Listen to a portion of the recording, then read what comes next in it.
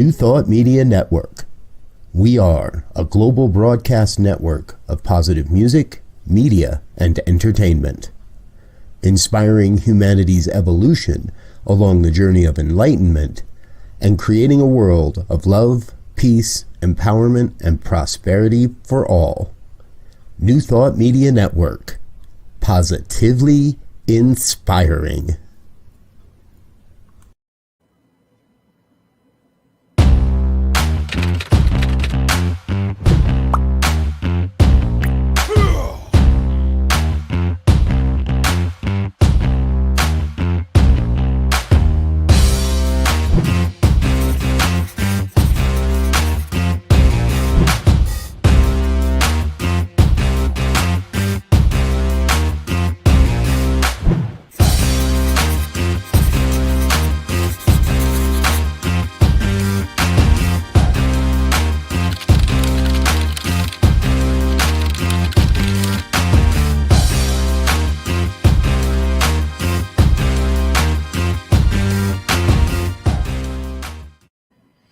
And hello again, dear ones. Reverend Robert with you here on the New Thought Media Network, Saturday morning.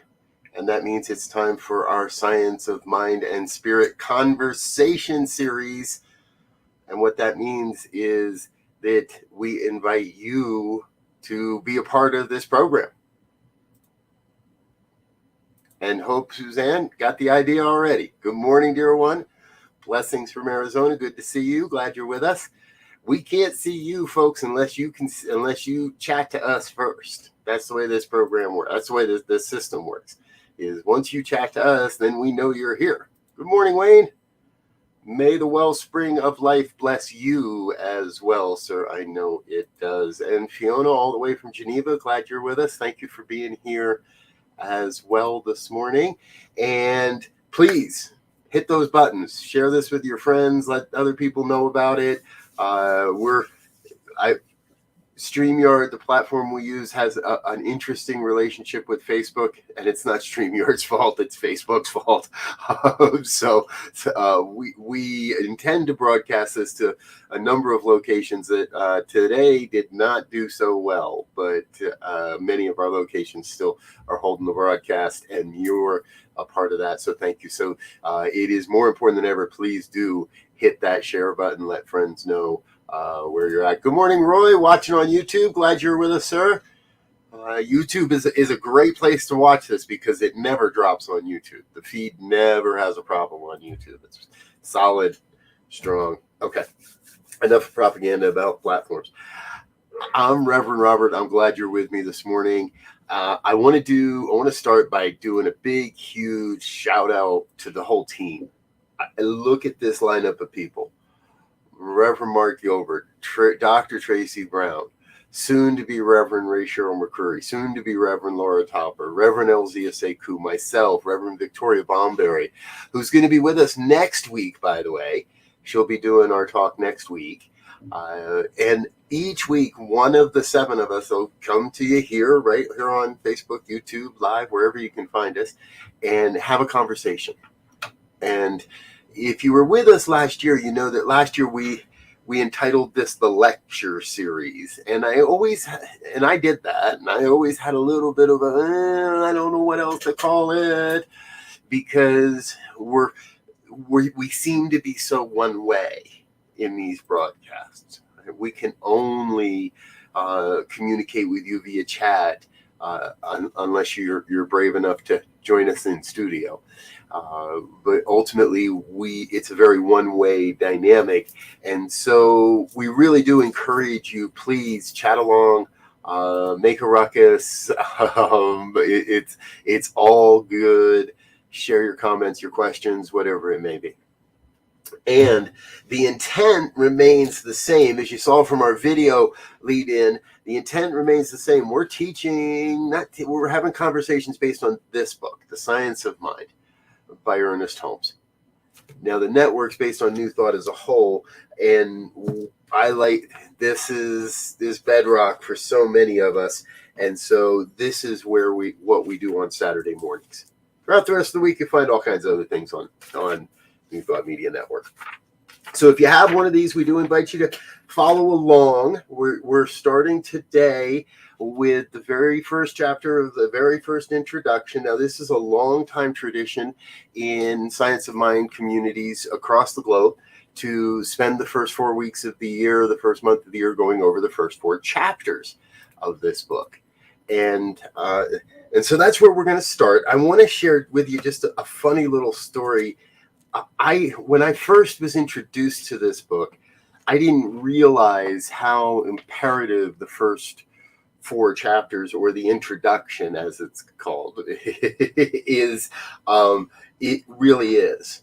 And so it's not even into the quote chapters yet. And when I was first introduced to this book, I'm looking for that page there.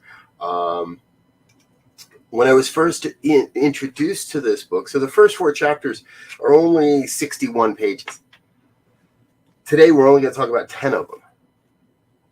And when I was first introduced to this, it was those 61 pages that made all the difference.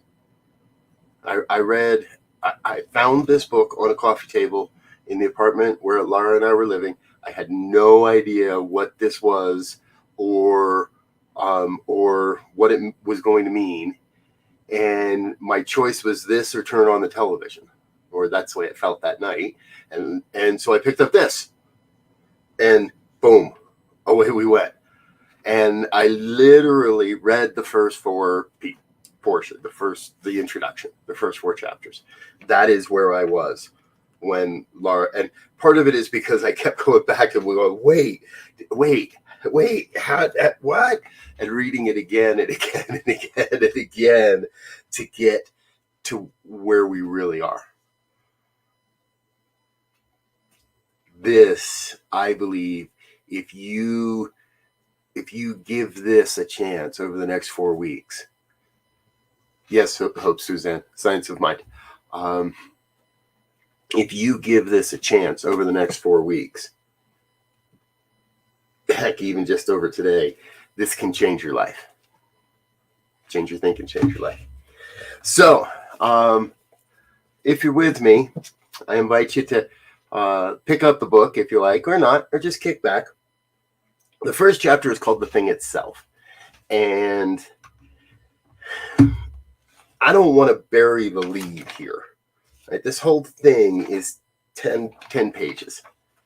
And we've got about, another 30, 35, maybe 40 minutes together. The thing itself is our mind.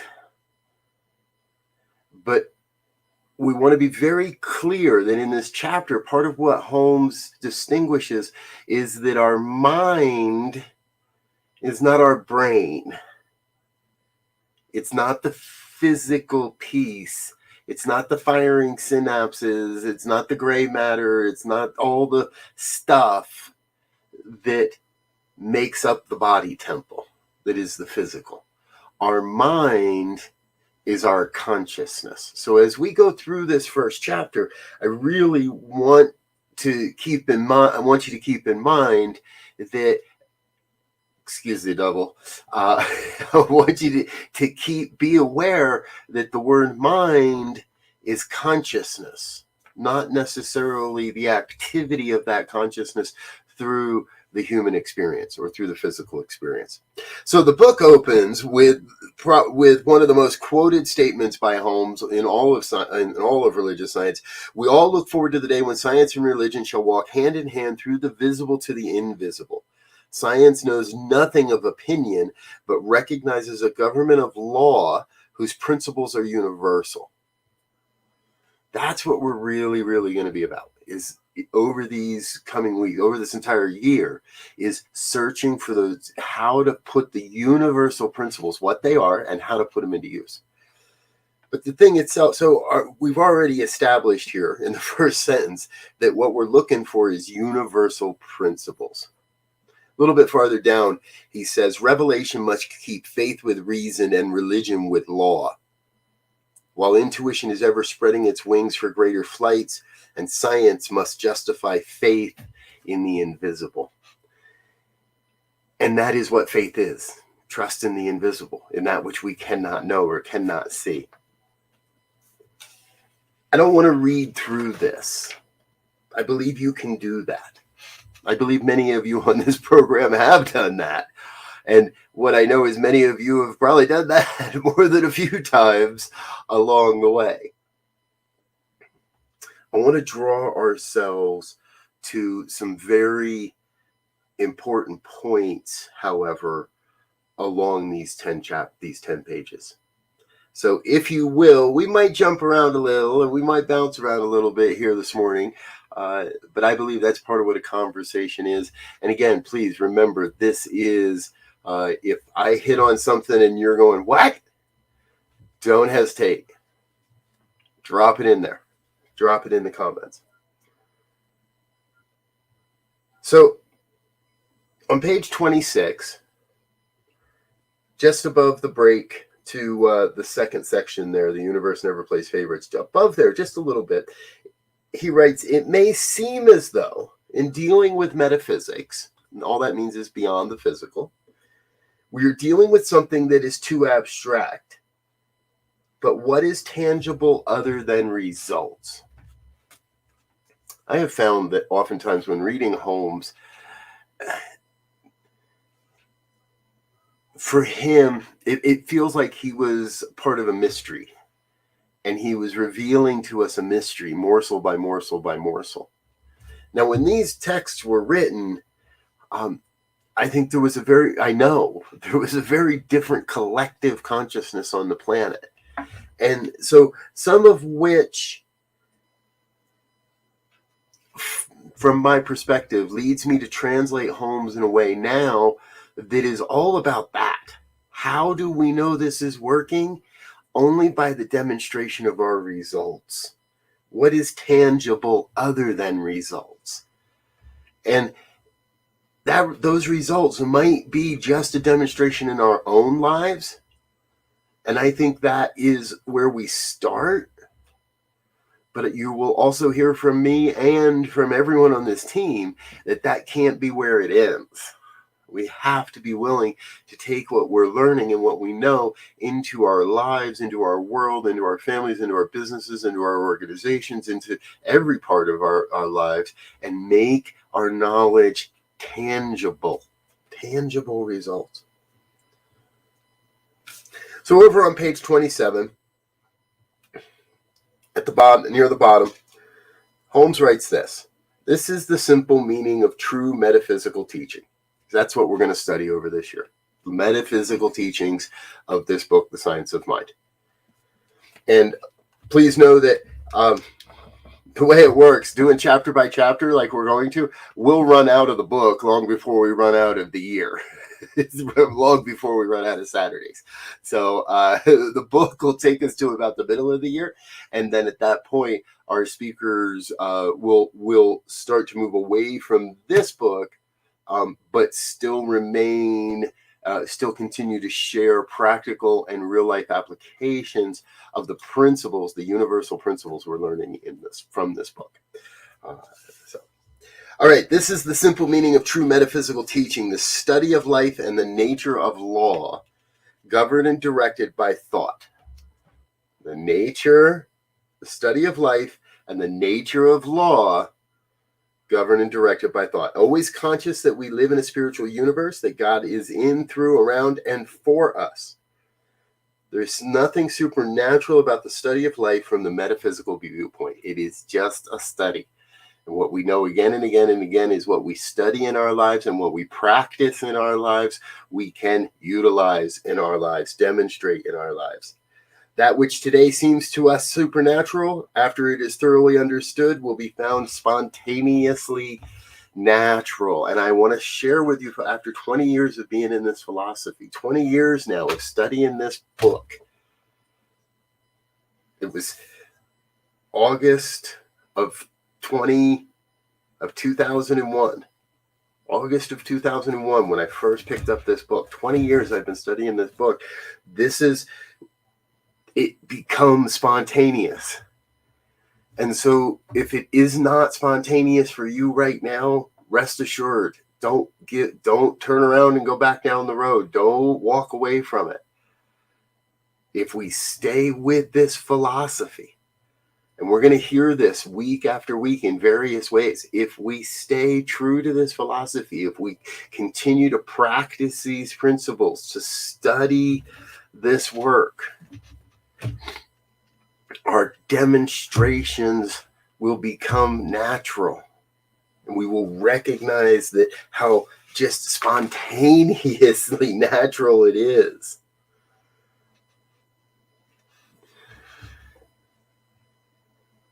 Why is New Thought not more mainstream? I will give that one up to the gallery. Wait, if I could answer that question. I think I do have some thoughts around why New Thought is not more mainstream. Many of them center around my own belief that we like to make it difficult, or we like to. Let's keep talking about homes for a minute. I'm going to circle back around to that one now that it's in the air, because I want to get into a little more of what this thing is that I think might just point us to why this isn't more mainstream. So, well, let's talk right about it, because it is right here what Holmes is saying. So, since some people have been, this is on page 28, paragraph 2, since some people have been healed through prayer while others have not, the answer is not that God has responded to some and others to not, but that some have responded to God more than others. Now, that's a wonderful Zen sort of cone there, but I think that's part of it. New Thought became built upon the concept of a church, and we utilize what we call the power of prayer. And over time, the power of prayer has had a tendency to turn people off. And in that, there are so many people that have learned that a prayer, and this is Holmes again, this is in that same just down, a prayer is a movement of thought within the mind of the one praying along a definite line of meditation. That is for a specific purpose.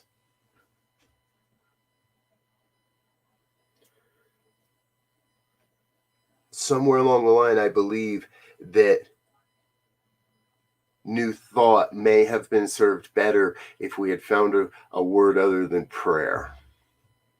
And then we can also say that prayer is the bridge that opens up the conversation to help us.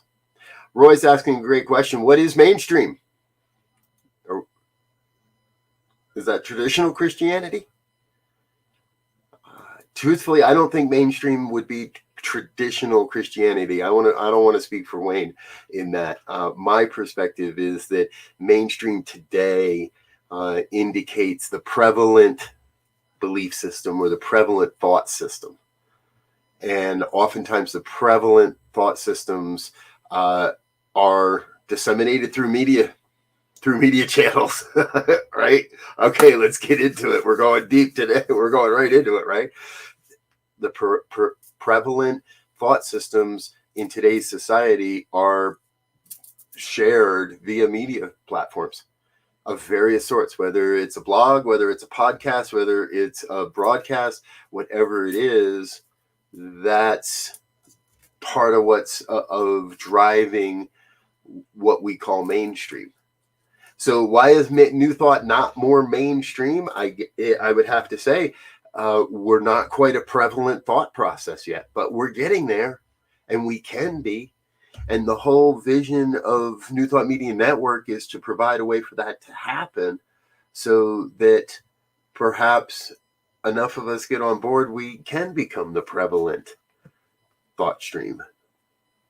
A prayer is a movement of thought within the mind of the one praying along a definite line of meditation that is for a specific purpose. Now, how many of us let's be realistic with ourselves. Let's be really, really honest with ourselves.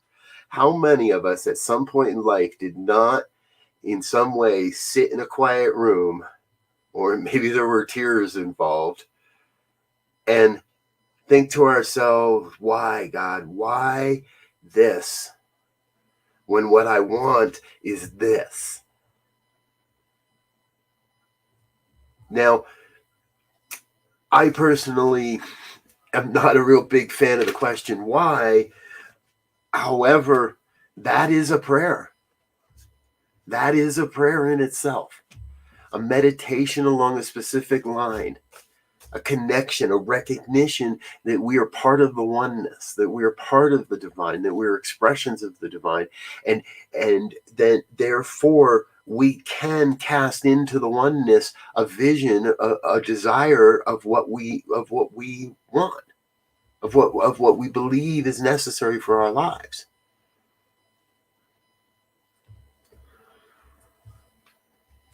I want to make sure that we don't lose our conversation piece as it's happening. And because we're on numerous platforms and numerous channels, maybe not everybody's seeing every comment, so I like to highlight them. I don't relate to Christianity because of my background, but I do relate to most New Thought teachings. Wonderful. Thank you. And we want to remember, New Thought is born out of Christianity, but it does not mean that it is bound by Christianity. And you're going to find that my brand of New Thought is not very tightly aligned with Christianity, but we definitely talk about it because it is still part of the room. Roy, my Navajo religion isn't mainstream, but it is similar to Science of Mind. Yes, that seems more to be closer to God. Yes, thank you, Roy. I actually know more than a few people now that simultaneously practice Science of Mind or New Thought principles alongside their Navajo tradition, and specifically Navajo for some reason.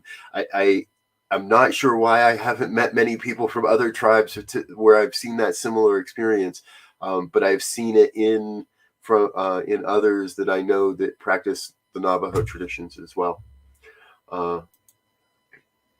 Linda Plasters, where I live, the mainstream is definitely tradition Christian. Hell, damnation, rules, and judgment. Sounds like Colorado Springs to me, Linda. So we're going to change that too, right? Everyone, everywhere, folks. That is, I believe, the beautiful invitation of this work. It's the beautiful invitation that we're not going to be what is tangible other than results, that we are going to use this to make those changes in our lives, and so that change reflects into the world and gives others permission to change and inspires others to be part of a bigger change. And then Holmes talks a whole bunch about objective mind and subjective mind. And here's where sometimes we make it a little more difficult. I don't want to worry about that. On page 30, in big, bold, capital letters in the middle of the top half of the page, there is one mental law in the universe. And where we use it, it becomes our law because we have individualized it. This, to me, is truly, in many ways, the crux of the proposition. Can I really believe that there is only one mental law going on in the universe? There's only one thing. Now, that law is creative. It must take what it is given and create it. And it must create according to our beliefs. There is one mental law in the universe, and where we use it, right? Where we use it, here's the trick though, you can't not be using it. You're always thinking. Even when you're thinking, you're not thinking. Even when you wish you couldn't be thinking. Even when you're trying to escape your thinking with sex and drugs and booze and rock and roll and whatever it may be. Even when you're trying to escape your thinking, you're still thinking. So what you're thinking is what you're creating. There is one mental law in the universe, and where we use it, it becomes our law. Where we are thinking, it becomes our law because we have individualized it. We are thinking what we are thinking. Unless, of course, we're thinking what somebody else is telling us to think. And in that case, well, it's still working. It's just we're giving up our power to, and we're ceding our power to someone else's beliefs. You with me? Linda says, I practice New Thought and a mix of earth-based traditions. Absolutely, Linda. Yes.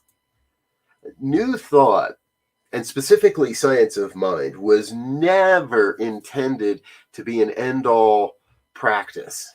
From everything I can find and everything I've read and everything my colleagues have told me and shared with me through various digging into the works and other writings and unpublished works and all that kind of stuff, Holmes never intended for, let's put it a different way. What I believe Holmes intended was that we could come to a place to learn this. We could come to a place to learn this so we could use it to create the lives we truly desire. So we could use it to create a life that works for all, where we are part of something bigger. I don't believe Holmes intended that this become churches and centers, and that's not to say that's bad, right? Nothing wrong with any of that. And for a long, long time, that was the necessary, the best way to do it. Get everybody together as often as you can and study this stuff on Tuesday nights in classes and on Wednesday nights in service and Sundays for sure, because we got all day. We could eat together, party together, sing together, laugh together, pray together, and study together. Today's world, we're doing that a little differently. It doesn't make the old world bad, and it doesn't make it obsolete. It just means everybody gets to change. Here it is. This is on page 31. The section's called The Road to Freedom is Not Mysterious. He begins by saying, experience has taught us that the subjective tendency of this intelligent law of creative force may consciously be directed and definitely used. It's the same thing, right? We can use this, consciously directed and definitively used. He says in italics, this is the greatest discovery of all time. Yes, it is. When we come to understand that through the power of our mind, through the power of a prayer, a meditation towards a specific purpose, and that we, with study and with a deep belief and commitment, it is our spontaneous nature to demonstrate. I was on the road to becoming an atheist until New Thought helped me to return to spirituality. Wow, Roy, that's really cool. We're going to lunch soon. I want to hear more about this story. And yes, Hope, the Science of Mind, there is something called Jewish science, which combines Science of Mind with Judaism, but to my knowledge, there's only one location. There is also Soshimen in the Japanese cultures, which it was influenced by Fenwick Holmes, and is really the Science of Mind translated into Japanese culture. In many ways, this has always been the intent of this philosophy, that we can take it and use it. The tendency of this intelligent law of creative force may consciously be directed and definitively used by you, by everyone. And that's the fun. And I'm slowly being born again through New Thought. Thank you, Roy. I love that. I'm with you. That is really, I'm so with you on that. I think so many people have been born again through this philosophy. And stick around. There are countless stories of people that walk in the door, hid in the back row, cried for the first 4 weeks, and then finally understood that they were home. For me, I laid on the couch and read the first 4 chapters one night and knew that, wow, this was the way. So a little farther down on 31, the simplest way to state the proposition is to say that we have a conscious mind that operates within a subjective field, which is creative. The conscious mind is spirit. The subjective mind is law. One is the complement of the other, and no real individuality could be expressed without a combination of both. This is where we start to recognize that we have free will, folks, right? And this is also where the question of, okay, so why do bad things happen to good people, right? If we all have the power to believe, then how can anything ever happen to me? And how could anybody ever put something on me? That is going to be we're going to answer a question a little more over time from this study. For now, remember that the conscious mind, what we think, is spirit. And that the subjective mind, or the law, is what must demonstrate according to what we're thinking. And it does not stop, and we cannot suspend it, and we can't say erase, erase, erase, and we cannot pretend that we're not thinking what we're thinking. It is what we're thinking about. Okay. Over on page 32, end of the top section, our mind and spirit is our echo of the eternal thing itself. Now remember, so consciousness, mind is consciousness. We just talked about conscious mind is spirit. So our consciousness and our conscious mind is our individualized echo of the thing itself, of everything, of God. And he says, and the sooner we discover this fact, the sooner we shall be made free and happy. The universe is filled with spirit and filled with law. One reacts to the other. We are spirit and we are law. The law of our life reacts to our spiritual or material concepts and builds and rebuilds according to our beliefs and faith. In so many ways, there is so much here in these early, and this is why I didn't just read 60 pages that night and sit there and go, oh, that was nice.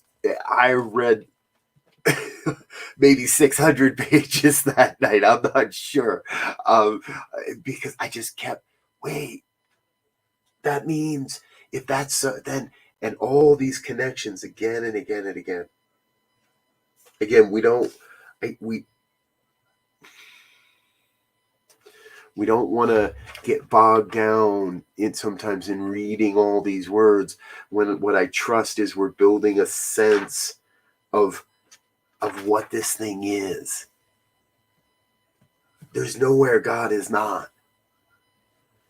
On page 33, nature seems to await our comprehension of her, and since she is governed by immutable laws, the ignorance of which excuses no one from their effects, the bondage of humanity must be a result of our ignorance of the true nature of reality.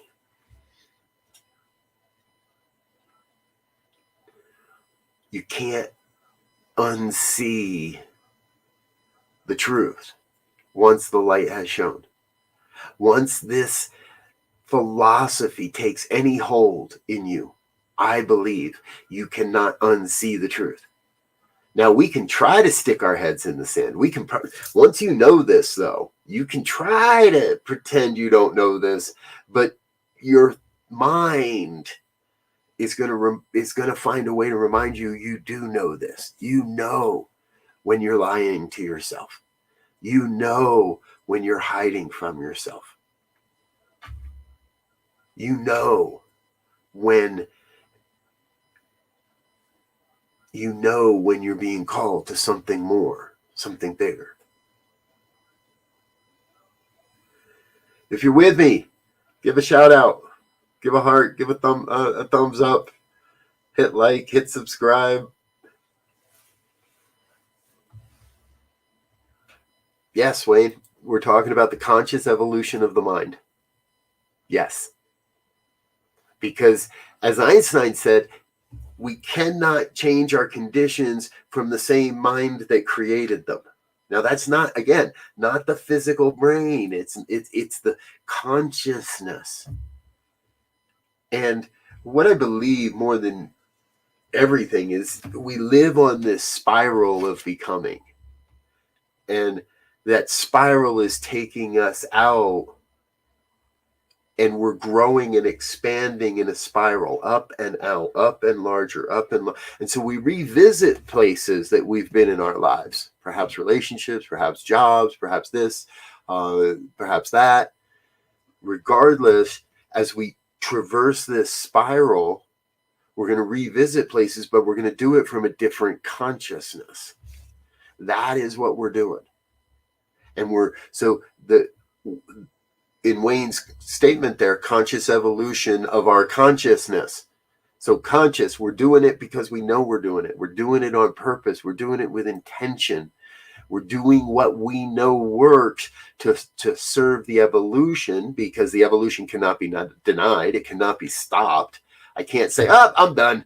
Sorry, take me out of the oven. I'm good right here. I'm never going to grow again. I'm never going to do it. No. Never, right? That's just not going to happen. So we intentionally, with purpose, consciously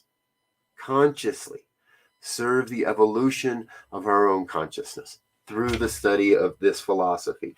And I do believe, I will say, similar philosophies.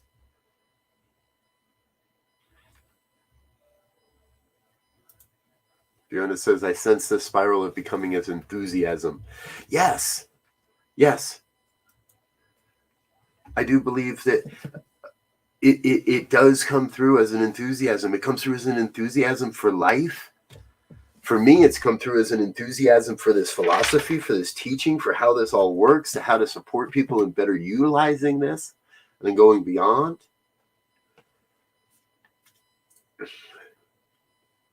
The end of this section, page 34 here, a couple paragraphs up from the top. It is done unto us, it is done unto each one of us as we believe. Now, that's not an original thought by Holmes, but it is a thought that I believe is paramount, is central, is key to this, the study of this philosophy, the science of mind. And the very last line, which I love on this page, this last paragraph, if we try to find something difficult to grasp, then we shall never grasp it, because we shall always think of it as being incomprehensible.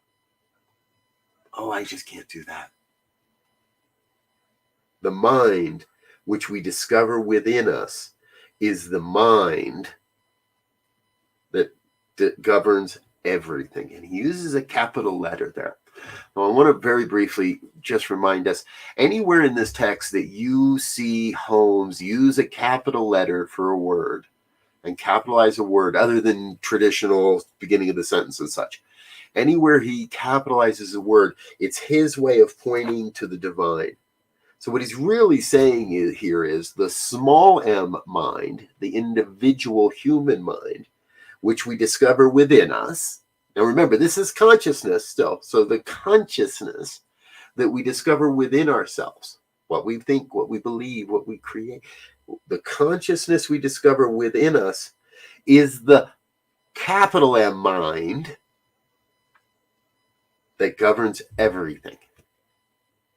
The consciousness we discover within ourselves is the God consciousness, the divine consciousness, the high consciousness, the whatever we want to call it, that governs everything.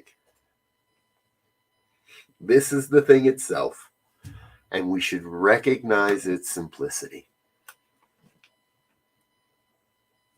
Our consciousness is a seed, is a drop in the ocean that is God consciousness.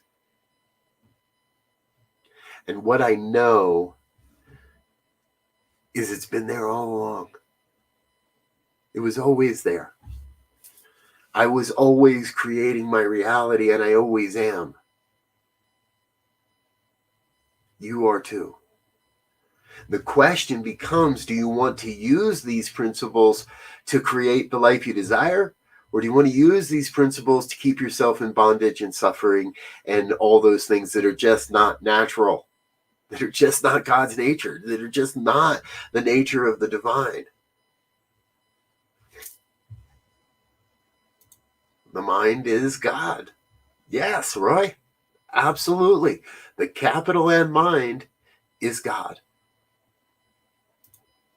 Dr. Tracy Brown, I had a feeling you were hiding around in, not hiding, hanging out in the somewhere in the room. Dr. Tracy Brown will be with us in a few weeks here. God consciousness is my consciousness, is all consciousness.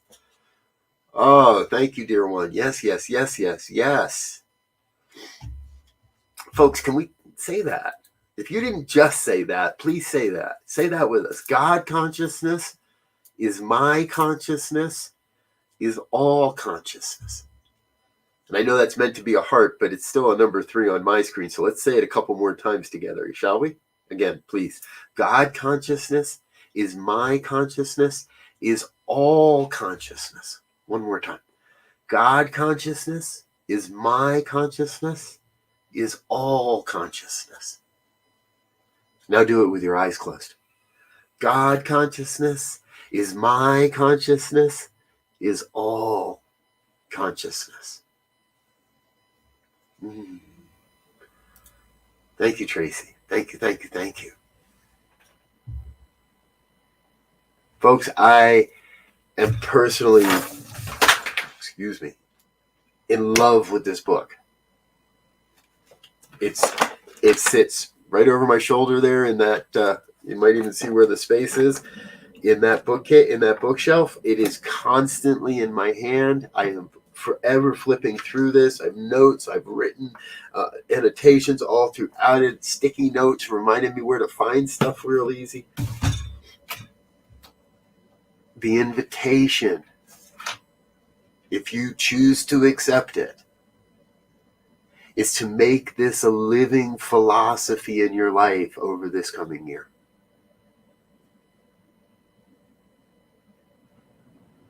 That's it. Make this a living philosophy in your life this year. Still have a couple more comments happening. Linda, science of mind taught me to first be aware of my thoughts and then learn to consciously change my thoughts, and then I am creative through my thoughts. Exactly. Yep. Hey, that's it. Bang. Boom. There you go, girl. Perfectly. And hope. When I say that with my eyes closed, it feels very expansive. I agree, Hope. Great affirmation, Tracy. One more time, everybody. Close your eyes. God consciousness is my consciousness, is all consciousness. Oh, I love it. I love it. And hey, folks, I hope you're having a good time with this, because I sure am. And we're going to continue to have a good time week after week after week. We have got so many wonderful people that you've seen the lineup. And next week's going to be Reverend Victoria. Not sure who's going to be the week after that. I do know that Dr. Tracy will be with us at the end of the month on the 29th. How to Use It chapter. That should be a really, really fun thing. And we're going to be back again next week. Before we do go today, though, however, I'd like you to join me, if you would, so much, remembering that it takes a village and it takes a whole bunch of us to make this happen. And that means viewers, contributors, donors, whether you're able to give $1 or give a dime or give a whole bunch more. I will say we received a $1,000 check in the mail this week. Thank you very much. But let's take if you will, stick with me for another moment as we say thank you to our contributed and committed donors.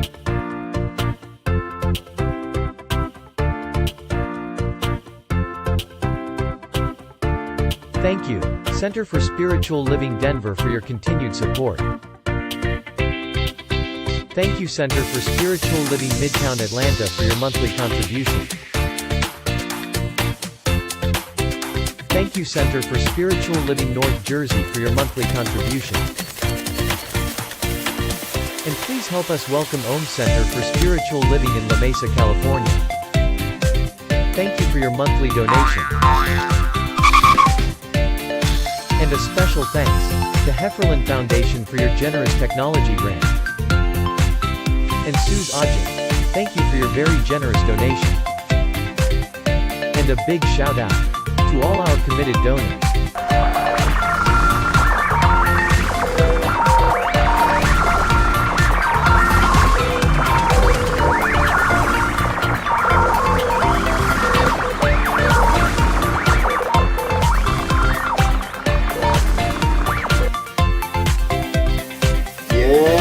Yes.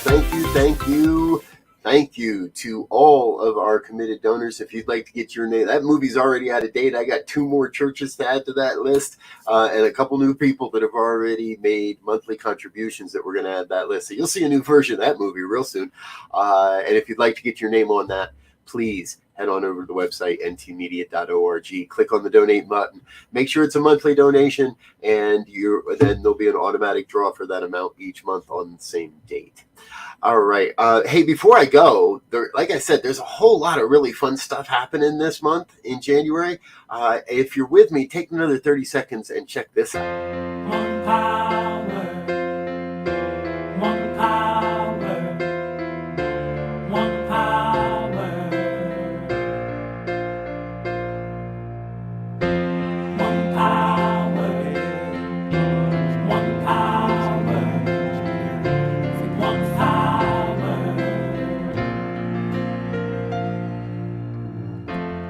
There's one power invisible, and you see it everywhere and every day. One power in... Yes, I am personally so incredibly excited about this one. It's not often that we get Daniel in Colorado, and it's definitely not often that you get a love offering based concert in with Daniel Nahmon in Colorado. So if you're local to Colorado, or you want to be local to Colorado on the 29th, come be with us. It's Saturday afternoon, the 29th. Daniel Nahmon live in person and online. New Thought, a partnership between New Dawn Center for Spiritual Living and the New Thought Media Network. Folks, I'm going to get out of here for now. I want to say thank you again for being with us. I hope you're having a great day. Please stick around, check out our archives, visit the Facebook archives, learn more about who we are here at New Thought Media Network. If you have any specific requests, I'm looking for my email here. You're welcome to send an email to info@ntmedia.org. Our banner isn't there, so I'll have to put that in after. But please visit us or send your inquiry there. All right, I'm Rev Briz. I'm getting out of here for now. Until next week, please, or until next time, please, thank you. Thank you for being with us. Please make it a great day. Go forth, be prosperous. Peace.